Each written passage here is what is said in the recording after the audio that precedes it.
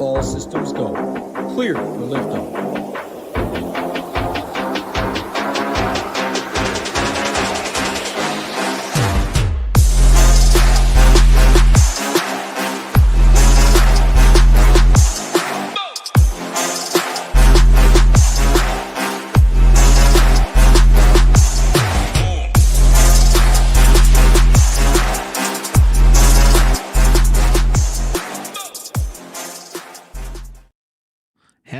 Welcome to this weekend's NASCAR Quick Hit here for Ship It Nation.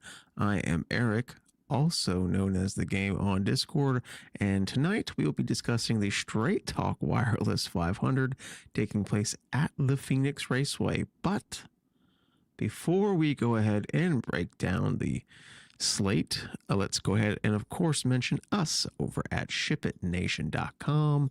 Everything you need to have success with DFS for less.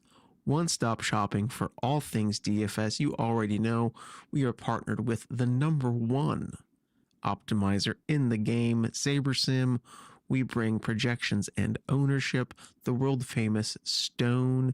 We have different rankings. If you're a golf player, we have course fit rankings, slate plans, value reports, showdown information, plus education courses you can't beat what you can get over at shipitnation.com. And if you haven't joined so already, you could do so with a trial. Of course, you can do a daily trial for $9 a day.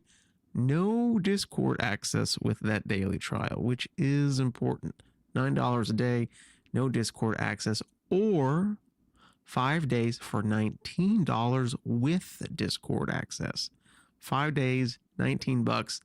Everything you need to try out the best DFS site going today. ShipItNation.com. Of course, all sports are covered. NFL, college football, they have just wrapped up.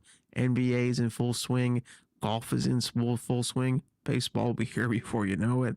MMA, UFC 326, I believe, is happening right now. Hockey is back. And of course, NASCAR. So once again, ShipItNation.com, your one-stop shop for all things DFS. All right, let me get my notes up here.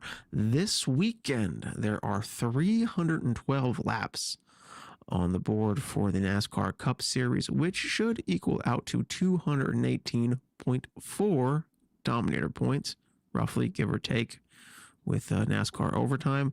We will absolutely want to target those points. This is the first weekend where we have true Dominator type plays, and you will want to make sure to check out the slate plan over at shipitnation.com for all of my thoughts on the Dominator plays for this weekend. All right, let me go up and bring the Stone up here. There we go. And can I zoom that in? No, 1 second.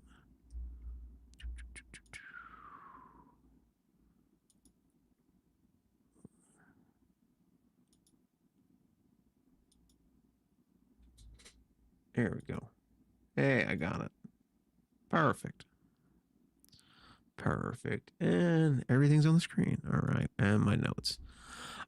This weekend, the NASCAR Cup Series did have a full practice session, and there were some noteworthy events. First up, the Roush Fenway Keselowski duo of Chris Buescher and Brad Keselowski both had flat tires. And Riley Herbst got into the wall as well with his flat tire. To note there, Chris Buescher should be okay. Riley Herbst should be okay. However, Brad Keselowski will be going to a backup car, and he did not take a qualifying lap. So Brad K did not qualify on Saturday, and because he did not qualify, he is starting dead last in 37th place. He will be a very popular play on Sunday. Also, to mention, Tyler Reddick, the hottest driver in NASCAR, also spun in practice. However, he did not incur any damage in that spin. I don't anticipate him going to the rear for a backup car or anything like that. However, we do not know as of now because it is 8:40 on Saturday night when I'm recording this message. And we won't know drivers to the rear, all of them, until like Saturday, 2 o'clock Eastern time, or rather Sunday, 2 o'clock Eastern time. So as always, please pay attention to Discord. And if there are any late breaking driver announcements of drivers going to the rear, I will make sure to tag as always. A couple other things you should know going into this weekend's race at Phoenix is, first and foremost, the Hendrick Motorsports number 48 has a different driver this weekend, as Anthony Alfredo is taking the wheel for injured driver Alex Bowman. If you remember back to last week at the Circuit of the Americas, Alex Bowman left the race early, and a lot of the speculation at that time was he was having an exhaustion type issue like many drivers had encountered last weekend at COTA when their cool suits failed. However, it came out during the week that Alex Bowman is experiencing vertigo and is out of the car for at least this weekend. Of course, thoughts and all of the good vibes sent to Bowman. I could not imagine racing a race car with a case of vertigo. That has to be terrifying. As far as one fast pasta Anthony Alfredo is concerned, he is the Hendrick Motorsports sim driver. So he is familiar with the team and the next gen car, at least from a sim standpoint. So don't think that this is just a random Hendrick just pulled a random driver. He is in the Hendrick Motorsports sphere, so to speak. Alfredo did not have the greatest practice session on Saturday, and he only managed a 31st place qualifying position. However, a 31st place starting Hendrick Motorsports car at only 6,500 is pretty juicy as far as DFS goes. And this is the opportunity of a lifetime for Anthony Alfredo. Will he be able to make the best of it? Now, this has happened to Hendrick before. In fact, Alex Bowman got his ride by replacing Dale Jr., who was battling concussions. Now here's Anthony Alfredo taking the seat over for Bowman, who's going through vertigo. Am I saying that this is the last we see Bowman and Bowman's out as of next year? That remains to be seen. However, leading up to this race, Bowman did not have a strong season. I think literally dead last in points. So who knows? Who knows? This could not come at a worse time for Bowman. And it'll be very interesting to see what happens if Alfredo puts a good performance together in this car on Saturday and Bowman's out for an extended period of time. And last but not least is horsepower and tires.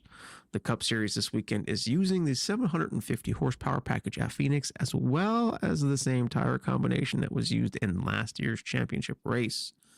We have already seen the 750 horsepower package twice this season, the first being at Bowman Gray, and the next, or rather the last time we saw it was just last week at the Circuit of the Americas. Now, I really don't think the 750 horsepower package will be much of a talking point this season. Yes, it is more horsepower, so the cars in theory should burn through tires faster. However, these are world-class teams with world-class drivers, and they all have had plenty of notice that this change was coming. Will it make for a better race as far as entertainment purposes go on Sunday? That remains to be seen. Phoenix, I won't lie, Phoenix is often on the boring side of things, so they could use anything to help make their race a little bit more exciting. But will it truly make any difference as far as we're concerned? I don't think so. All right, now for some drivers and some teams that I want to highlight. I think I'm going to stay with the format of when I first started these quick hit videos, I focused on a strict rule of 4 drivers per video. Then I morphed into doing a whole rundown of the entire starting lineup. And now I'm just doing some picking and choosing of some drivers and teams that I want to highlight. And I think I like that technique the most. Year 3, and I'm still figuring out what's the best way to tackle these things. If you have any ideas, please feel free to let me know in the comments or in Discord. Always interested in that. First up, though, for a team that I wanted to highlight is Team Penske. All of their cars are starting in the top 10. all of them. Joey Logano, Team Penske, he is on the pole. Austin Cindric, Team Penske, he is starting third. Ryan Blaney, everyone's odds-on favorite to win, is fifth. And Team Penske affiliated driver Josh Berry is starting in 10th. Now, a lot of attention will go to Logano and Blaney, and rightfully so. I think as of this recording, Blaney to win is a disgusting plus 350, with Joey being the closest to him, I believe, at plus 500. Yes. So Team Penske is absolutely on kill mode whenever they come to Phoenix. And that couldn't have been more apparent this weekend when they unloaded for practice and qualifying. A ton of the attention will go to Logano and Blaney, and rightfully so, as I mentioned before. However, do not sleep on Austin Cindric or Josh Berry. Austin Cindric had more than a few impressive runs last season where he just kind of came out of nowhere, right? And Josh Berry cut his teeth on these short flat tracks. So love literally everybody affiliated with Team Penske on Sunday. Next up for a driver I want to highlight is fourth place starter Daniel Suarez.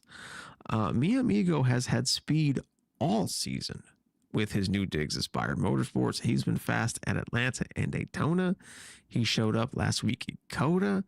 The boy be quick.